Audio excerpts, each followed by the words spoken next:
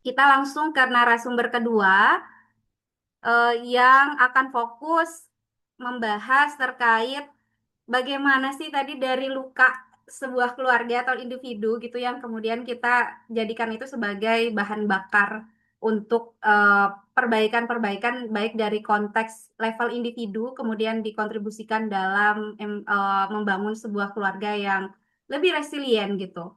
Dan dalam konteks terorisme tadi yang Mbak Ani sudah terapkan bahwa itu dampaknya positif, memberikan banyak sekali dampak-dampak positif terkait sosial, kemudian ke resiliensi individu untuk ibu-ibu, istri mantan napiter ataupun napiter. Nah, narasumber kedua ini udah nggak sabar lagi nih, yaitu Dr. Teresia Indira Santi, psikolog MSc psikoterapis. Sebelum saya menyambut Bu Santi, saya singkatnya manggil Bu Santi. Saya sedikit akan membacakan profil beliau yang sebenarnya panjang sekali, tapi saya coba rangkum. Jadi beliau merupakan dosen dari Fakultas Psikologi Universitas Katolik Indonesia Atmajaya dan juga sebagai praktisi psikolog dan psikoterapis profesional. Beliau S1, S2 merupakan alumni Universitas Indonesia dan beliau di S2 fokus dalam konteks psikologi perkembangan dan melanjutkan S3 di Redwood University of Nijmegen, Belanda. Mohon maaf kalau penyebutannya salah pronunciation ya. Kemudian beliau juga mendapatkan sertifikasi psikoterapis dari Fakultas Psikologi Universitas Pajajaran dengan Asosiasi Psikoterapis Utrecht, Belanda. Beliau merupakan anggota asosiasi dari Himpunan Psikologi Indonesia dan Ikatan Psikologi Klinis.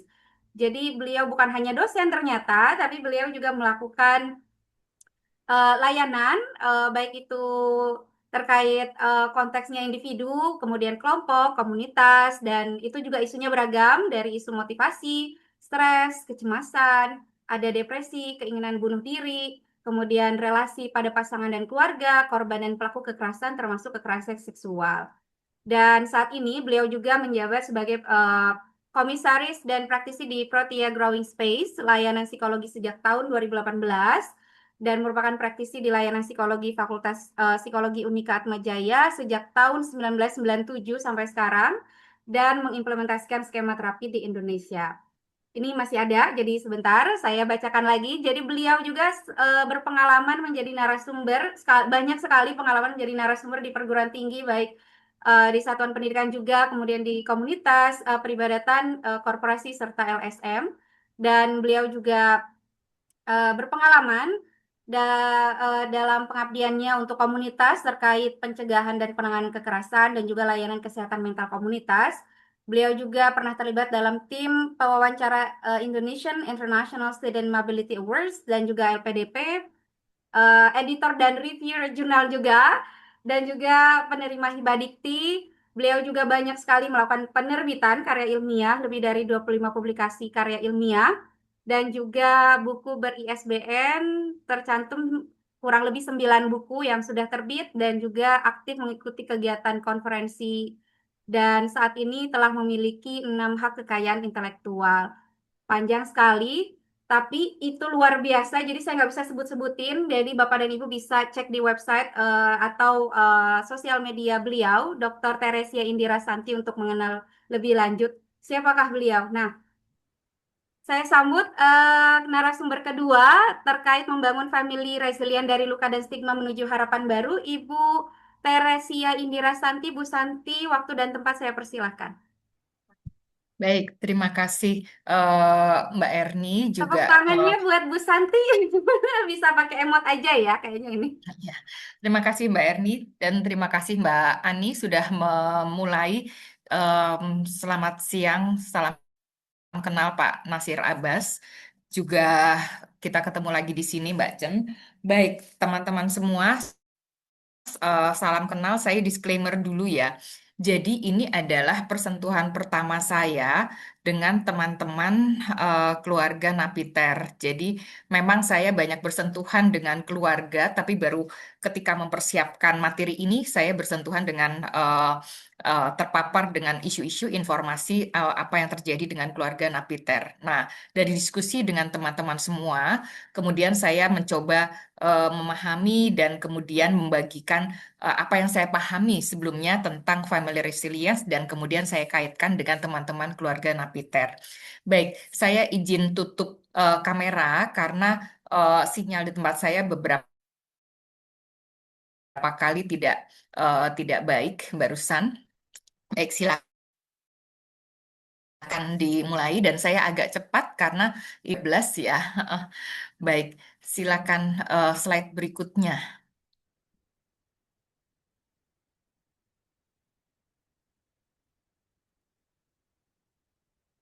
Baik, ini topik yang saya pilih dari luka dan stigma karena memang mereka alami luka, alami stigma dari masyarakat, tapi kemudian kita bersama-sama mendampingi dan yakin bahwa setiap krisis yang kita alami itu, kalau kita pakai perspektif secara positif dan konstruktif, maka kita juga bisa bangkit gitu ya, teman-teman, bisa resilient. Baik, tujuan dari materi saya ini adalah memang memahami luka yang dialami mereka dan kemudian bahwa reaksi apa yang mereka lakukan adalah reaksi yang wajar.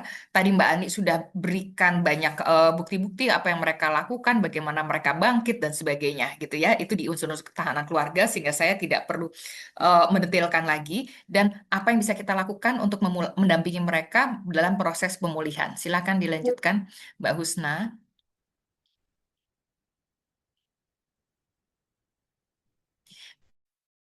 Baik, eh perempuan-perempuan itu yang tadi Mbak Ani sudah jelaskan itu adalah perempuan-perempuan tangguh ya. Mereka dari awal tidak tahu apa yang dilakukan oleh suaminya saat pengajian atau saat kegiatan-kegiatan lain. Sayangnya kegiatan suami di luar itu terjawab saat suami ditangkap Densus 88 dan saat itu istri dan anak-anak terpukul gitu ya dan keluarga alami stigma, tapi juga berperan sangat besar untuk deradikalisasi dan disengagement suami. Silakan lanjutkan. Em, nah, eh, silakan, Kak. Nah, mereka sebetulnya punya harapan sederhana saat itu, memutus rantai radikalisme. Tapi bagaimana caranya dan memastikan generasi berikutnya tumbuh, gimana caranya? Yang mereka lakukan tidak hanya sekedar pendamping suami, bolak-balik ke ke penjara, tapi juga tetap dalam keluarga, ibu dari anak-anak, tetap kemudian tangguh, mereka kompeten dalam hal finansial, maka tadi Mbak Andi sudah sebutkan beberapa cara. Kemudian dengan masyarakat mereka sabar dan empati gitu ya. Mereka juga kemudian tetap berdialog dengan suami mereka gitu kan. Cerita fakta-fakta stigma yang dialami dan trauma yang dialami mereka sehingga dengan demikian berharap suami mereka berubah. Dan sehingga mereka juga penting perannya karena memahami karakter suami mereka gitu. Jadi itu yang bisa membantu suami berubah, jangan lebih memprioritaskan untuk keluarga apa yang kemudian membuat keluarga ini bangkit dan tidak trauma lagi, gitu ya. Dan kemudian mereka juga menciptakan ruang untuk suami itu bisa memulai kembali keterampilan baru bagi diri mereka untuk mencari nafkah dan juga keluarga dan nanti juga suami, gitu ya. Bangun kepercayaan dengan tetangga dan sebagainya dan mendapatkan suami dalam kegiatan komunitas. Silakan lanjutkan Kak Husna. Nah, saya mulai dari eh, luka-luka yang dialami keluarga. Mereka kehilangan sosok ayah, penghasilan, juga rasa aman karena tiba-tiba. Nah, di situ kontrol. Kontrol itu berkurang karena biasanya semua ini baik-baik aja, tapi tiba-tiba gitu ya, kaget kok ada yang begini. Nah, saat itu rasa aman sangat berkurang. Kita juga kalau kemudian tiba-tiba ada gempa, tiba-tiba ada barang kita hilang, tiba-tiba ada apa, itu di luar kontrol kita, di luar sesuatu yang kita rencanakan. Rasa aman itu sudah sangat terusik pada mereka. Apalagi kemudian ternyata ada sosmed, ada sosial media, news berulang-ulang mengatakan keluarga mereka, tempat di mana dan sebagainya itu keluarga kena rasa malu dan apalagi rasa bersalah karena dipersalahkan terus-menerus. Stigma juga dari lingkungan, anak juga korban perundungan karena ada di lingkungan yang kemudian juga mengejek mereka. saudara pada menjauh karena takut juga dihubung-hubungkan, dan mereka jadi karena tidak ada rasanya saat itu semua menyalahkan, mereka kehilangan harapan. Nah, rasa aman dan menumbuhkan harapan ini adalah yang paling utama kita dampingi mereka. Silakan lanjutkan Kak Husna. Jadi untuk siapapun korban, yang pertama memang kita perlukan adalah mengembalikan rasa aman dan kemudian menumbuhkan harapan mereka. Dan ini kalau mereka melakukan reaksi-reaksi seperti ini adalah suatu hal yang wajar.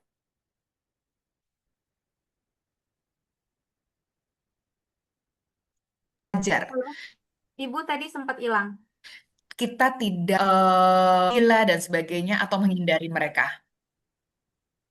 gitu ya. Mereka sedih, iya, berduka, iya, dan apa yang kita bisa lakukan, dengarkan saja, saja, pahami, marah, malu, takut ini, cemas gitu ya. Saya bisa mencegahnya. Kita baiknya sih saat itu kita nggak hanya menjawab dengan yang kuat, yang kuat, yang kuat, karena mereka berusaha kuat, mereka sudah tahu bahwa mereka berusaha kuat. Tapi apa yang bisa kita lakukan? Gitu ya.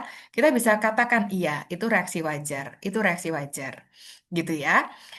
Dan kemudian setelah dengarkan, sekarang apa yang bisa kita lakukan bersama-sama? Kita bantu apa. Nah, seperti itu. Silakan kedua.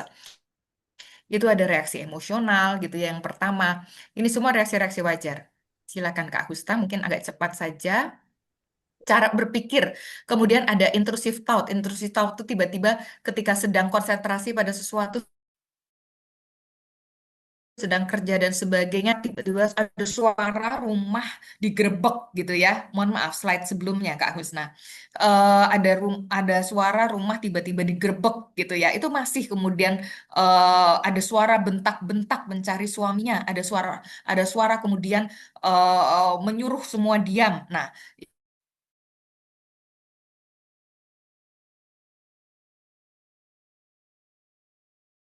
Mbak Santi, Ibu Santi, itu suaranya juga hilang. suara biasanya saat sekolah gitu. Kemudian mereka, ya, ya, ada Iya, apa? lanjut, lanjut. Tadi suaranya sempat hilang.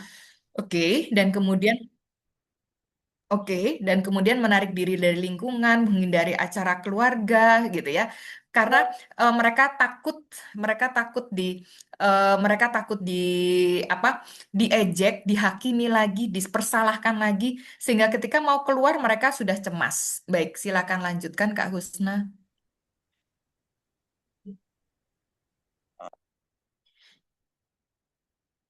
Nah, lalu juga ada reaksi fisik, sulit tidur, nafsu makan, cepat lelah, sakit kepala, gitu ya. Dan kemudian sakit perut ketika akan keluar rumah, sakit perut ketika akan bertemu, dan sebagainya.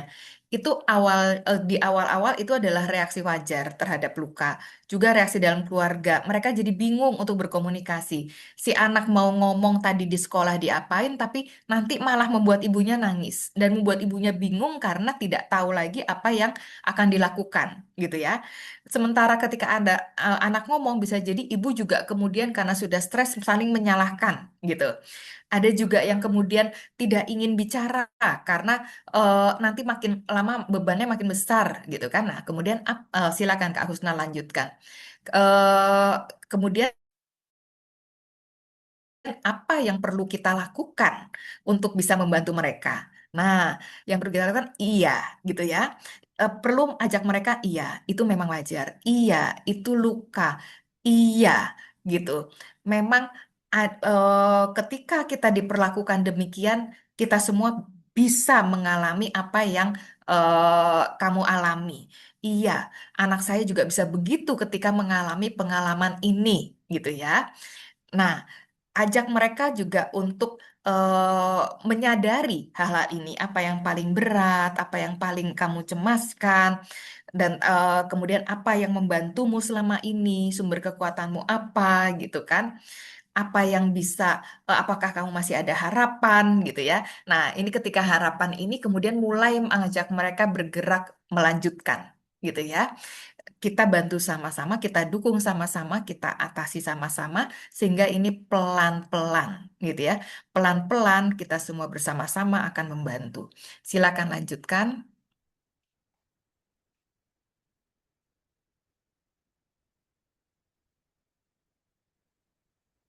Baik.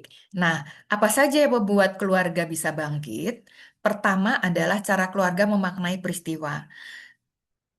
Ada kenyataan sudah terjadi, tapi krisis ini bukan menjadi tanda untuk kita menyerah, gitu ya. Kita bedakan identitas keluarga dari tindakan salah satu anggota. Iya, itu papa pernah, ayah pernah melakukan itu. Tapi belum tentu ayah akan terus melakukan itu. Dan itu adalah ayah dan itu bukan kita. Dan itu bukan kamu gitu kan ke anaknya. Itu juga bukan bunda gitu. Apa yang bisa kita lakukan? Ini tanda supaya kita mengetahui sesuatu dan tanda kita makin bersama-sama. Ini menguatkan kita gitu ya. Ini komunikasi terbuka.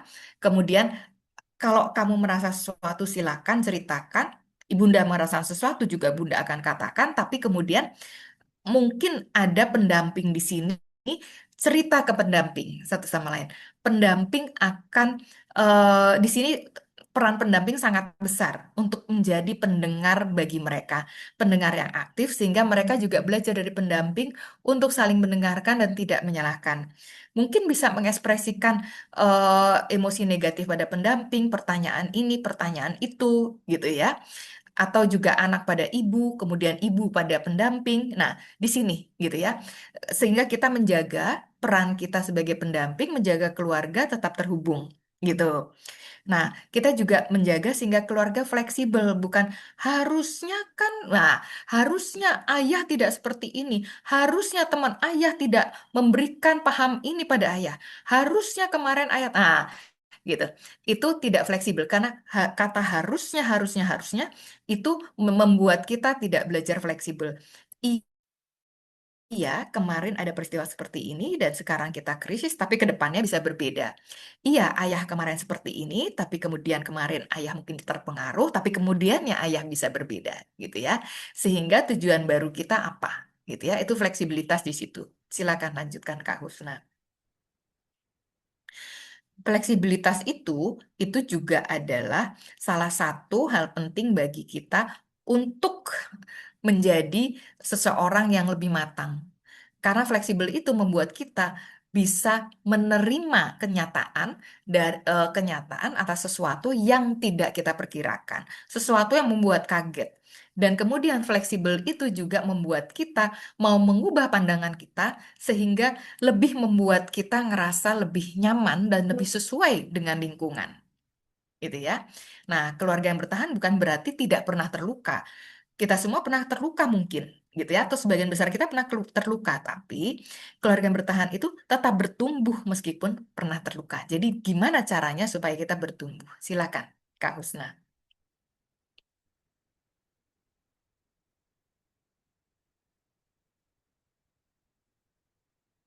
Oke, langkah praktisnya apa?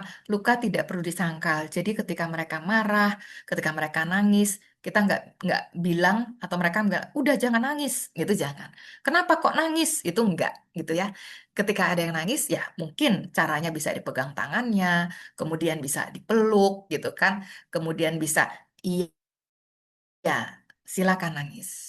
Wajar kamu nangis, gitu ya. Wajar kamu cemas, wajar kamu takut, wajar kamu kesal karena masyarakat seperti ini, gitu ya. Nah, kemudian identifikasi nama itu adalah mungkin ya kamu kesel, kamu marah, gitu, kamu sedih, kamu merasa kehilangan, kamu merasa berduka, kamu merasa kecewa. Nah, itu emosi-emosi yang perlu kita berikan ketika mereka nangis, sedih, nangis, sedih, nangis, sedih. Tapi sedih itu sebetulnya adalah ekspresi banyak sekali beragam emosi yang kita perlu ajarkan. Sehingga mereka kemudian tahu bahwa kenapa ya air mata saya keluar terus kalau kakak datang misalnya ke mendampingnya. Oh, mungkin kamu terharu. Bersyukur karena ada yang mendukung. Nah, jadi dia tidak ngerasa bahwa sedih terus. Enggak, gitu ya. rasa aman bahwa ada nih teman-teman yang memperhatikan, ada teman-teman yang mau reconnect gitu ya. Maka saya menghargai banget Dasper mendampingi mereka juga dengan berbagai komunitas di sini. Memaafkan diri sendiri. Iya kemarin pernah marah, iya kemarin pernah salah, iya pernah apa. Tapi itu sudah kemarin, gitu. Dan kita tanda mencintai diri kita, menerima diri kita, punya self compassion pada diri kita semua perlu mencintai diri. Perlu mencintai diri sama seperti mencintai orang lain, gitu kan? Belas kasih pada diri. Jadi tidak berlanjut menyakiti diri dengan mempersalahkan diri. Tidak berlanjut menyakiti diri dengan menyesali terus. Nah, iya, kemarin pernah seperti ini, tapi selanjutnya bagaimana? Kemudian mencari dukungan profesional atau komunitas diperlukan. Nah, luka ini seperti patah tulang. Kalau dirawat, memang meninggalkan bekas, tapi tetap dapat kuat lagi. Ada bekasnya, tapi bekas itu kemudian bisa jadi kalau pandangan kita, perspektif kita terhadap bekas itu, oh, mengingatkan akan sesuatu yang membuat kita jadi kuat sekarang, itu beda. Sama perspektif bahwa mengingat luka kok jadi jelek. Nah, itu perspektif itu yang perlu kita eh, bantu pada mereka agar perspektif mereka juga lebih positif terhadap bekas luka yang pernah dialami. Silakan lanjutkan, Kak. Oke. eh nah, membedakan identitas keluarga dari kesalahan anggota keluarga. Caranya gimana? Siapa kita dan apa yang pernah terjadi pada kita dibedakan, gitu ya, dibedakan. Iya, itu hanya ayah misalnya, tapi ayah dipengaruhi dan ayah itu bisa berubah kok. Ayah itu perlu kita dukung. Ayah itu juga yang melakukan itu mungkin dulu penantu kita. Ayah itu terpengaruh tapi bisa berubah, gitu ya. Kesalahan satu anggota keluarga bukan bagian dari sejarah keluarga, itu hanya satu, bukan keseluruhan identitas keluarga. Gitu. Pohon itu terluka, ada cabangnya, tapi masih punya akar, batang, cabang lain dapat terus tumbuh. Dan itu adalah anggota-anggota keluarga yang lain. Silakan dilanjutkan.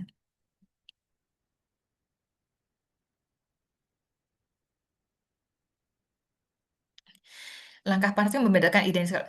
Oke, bedakan orang dengan perilakunya. Perilaku bisa salah, tapi ayah tetap ayah kita.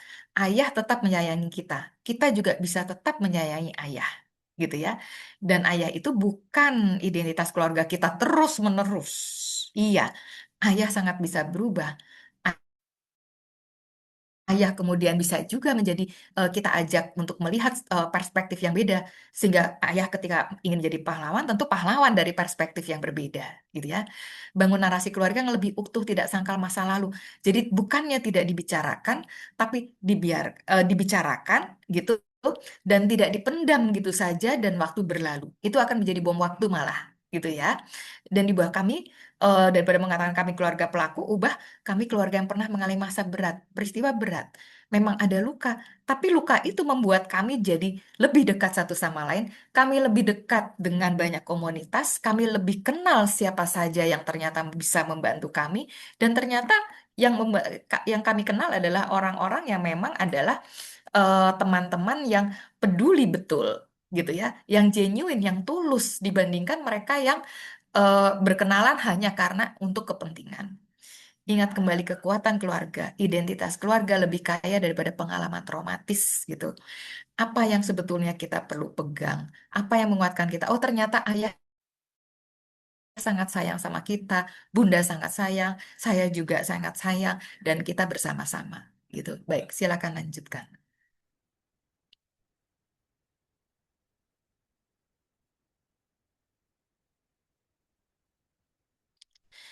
Jangan mengambil alih rasa bersalah yang bukan milik kita, gitu ya. Setiap anggota keluarga punya tanggung jawab atas pilihannya sendiri. Jadi itu ayah dan ayah memang sudah bertanggung jawab. Tapi kita kemudian jangan merasa ikut bersalah karena Allah ayah pernah salah. Enggak, gitu ya. Itu masing-masing anggota keluarga. Tidak otomatis anak juga memikul kesalahan moral dari tindakan ayahnya, gitu ya.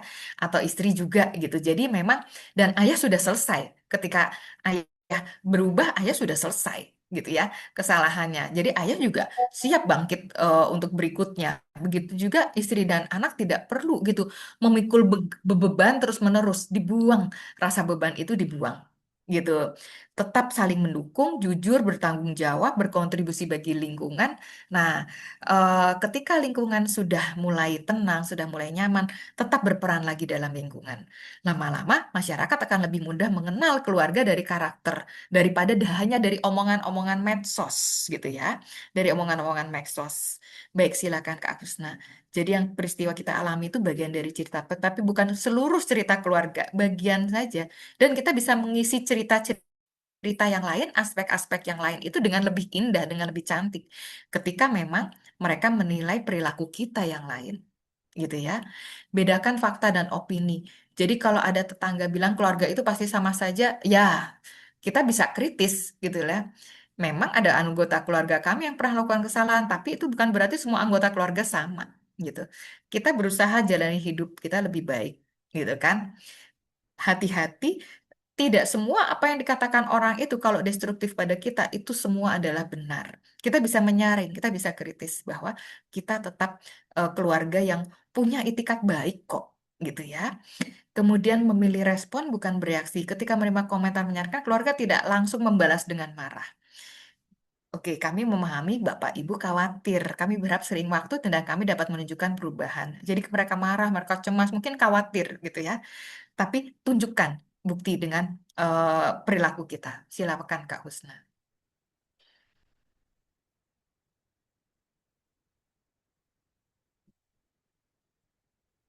Oke, fokus. Nah, ini awalnya fokus pada orang-orang yang menerima dulu. Boleh. Kita sangat boleh menghindari orang yang menghakimi, yang terus-menerus menyudutkan, terus-menerus menekan kita. Boleh. Dalam situasi krisis, kita perlu bertumbuh. Kita cari ruang, kita cari kesempatan yang membuat kita merasa positif. Silahkan. Siapa yang memberi kita support, kita berhubungan dengan mereka dulu, nggak apa-apa. Seiring waktu, mungkin mereka melihat perilaku kita, mereka akan berubah. Gitu ya. Nah, ini mengolah luka bersama, jadi jangan diem-dieman, jangan dipendem gitu kan. Mungkin hari itu bisa ada yang cerita dan sebagainya. Kalau Bunda di rumah sudah mulai kewalahan, overwhelmed, bisa cerita pada pendamping gitu. Kalimat-kalimat ini, yuk kita bisa lakukan apa untuk saling menguatkan. Mungkin jadi sembahyang bareng dan sebagainya. Silakan lanjutkan. Menengok Bapak bareng dan sebagainya. Kemudian berusaha untuk finansial bersama-sama, itu juga nggak apa-apa gitu ya. Kemudian tetap berbuat baik gitu tanpa mengejar penerimaan, yang pasti kita tetap mengupayakan kita melakukan apa yang baik gitu ya, tetap aktif ikut kegiatan lingkungan, tentu mulai dari komunitas yang menerima, dari tetangga yang menerima. Lama-lama tetangga itu tentu juga bicara akan hal yang baik gitu kan. Hidup sesuai nilai-nilai aja, jangan kemudian over compensation, membuktikan diri. Itu kemudian akan terlalu dilihat gitu ya. Kita tidak bisa mengendalikan penilaian orang lain, termasuk masyarakat, tapi kita bisa saling menguatkan diri gitu. Kita mampu bangkit gitu kan, menemukan makna positif dari semua, belajar mempunyai perspektif yang lebih menyenangkan untuk kita, lebih membangun. Bekas scratch tidak dilihat sebagai sesuatu yang tidak sesuatu yang jelek untuk kulit, tapi dimaknai sebagai oh ada tambahan di kulit saya dan ini menambah cantik kulit saya gitu. Silakan lanjutkan.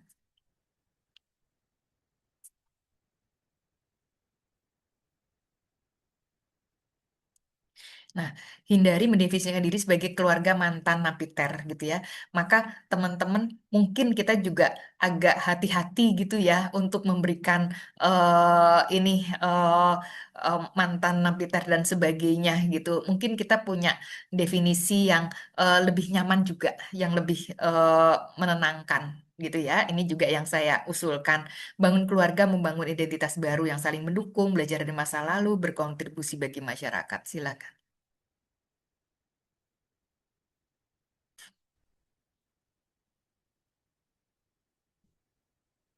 Oke, masa lalu bagian dari cerita, tapi bukan akhir dari cerita keluarga. Itu yang perlu kita semua sama-sama kuatkan bahwa ada krisis, tapi krisis ini memang sesuatu yang menguatkan kita. Krisis ini yang membuat kita belajar. Krisis ini yang kemudian akan kita lihat sebagai suatu periode yang indah. Oke, silakan lanjutkan. Nah, dari sini kita belajar lagi bahwa ternyata perempuan itu berperan besar. eh Perempuan itu lebih fleksibel gitu ya. Kalau dari walaupun ini kecenderungan ya, bukan semua, tidak generalisasi, tapi perempuan itu memang lebih fleksibel untuk melakukan multitasking ketika ada situasi tertentu, fleksibel juga untuk memikul peran yang kemudian tidak diprediksi bahwa akan dia pikul gitu ya. Kemudian bisa juga melihat celah-celah gitu ya. Dan sangat empati dan cinta dan ketulusannya bisa mengatasi rintangan-rintangan yang dia kemudian sangat berperan untuk ketangguhan keluarga ketika ayah ada sesuatu dan perlu menjalani rehabilitasi. Silakan. Terakhir,